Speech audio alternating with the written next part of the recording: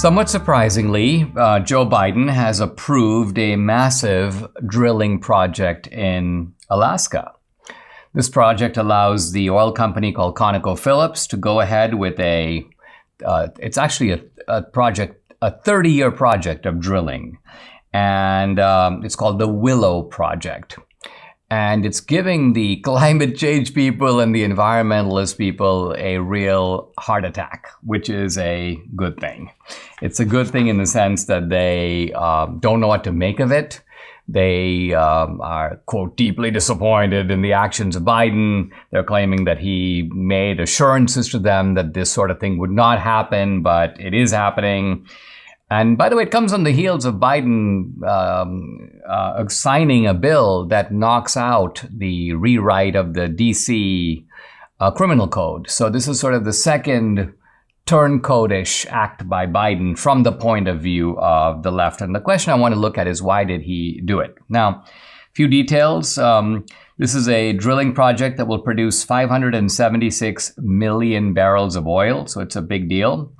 And of course, here's Ann Alexander from the Natural Resources Defense Council.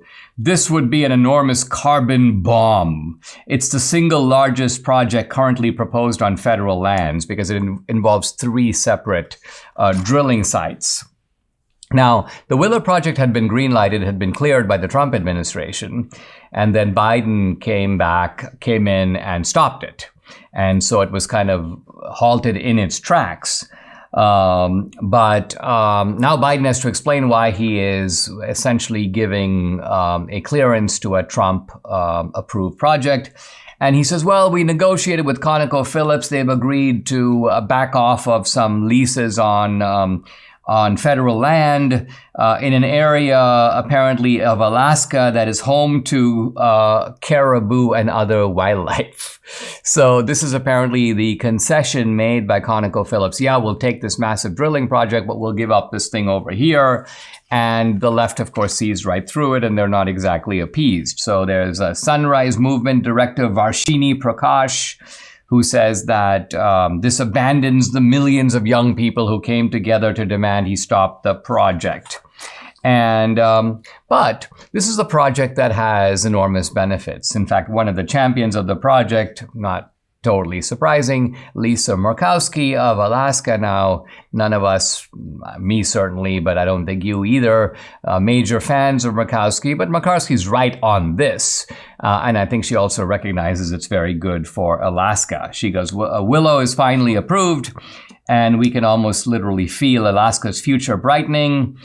We are now on the cusp of creating thousands of new jobs, generating billions of dollars in new revenue, improving quality of life on the North Slope and across the state, and adding vital energy to fuel the nation and the world. Now, obviously, it's the last part of that that's the most important, which is that this is going to be something that makes a difference. Now, the United States has plenty of energy. As we can see, we have a lot of oil, we have a lot of natural gas, and we have huge reserves that are not being fully tapped. And so what's happened is that, as in so many other cases, the Biden administration has been holding us back by failing to deploy resources that are available. I mean, we've got cops, but we don't send them out into crime-ridden neighborhoods, or at least with the authority to be able to stop the crime. We have a border, and we have the resources and a border patrol to protect it, but we don't deploy them. We have natural gas, but we don't use it. We don't actually go get it, even though we have the companies that are ready to drill for it, the customers ready to buy it. Nevertheless, it's all stopped because of climate change. It's all stopped because of these environmental groups. I think that what happened here is that Biden realized that politically he's going into rough waters, rough economic waters in which the stock market has been plummeting, the economy is stalled, inflation is stubbornly holding at 6%. There are supply chain shortages all over the country. So people are really feeling it every which way. And everyone's feeling it. I mean, it doesn't matter if you're a middle class guy, an upper middle class guy, a rich guy, you're getting whacked one way or the other by Biden policies. And I think Biden realized, listen, if I'm going to try to even maintain halfway respectable approval ratings, if I'm going to try to set myself up to try to run again, I frankly can't see how a guy like this can even run again. But nevertheless, if that's what he's scheming to do, I think he decided that on this one, he's going to have to go against the left.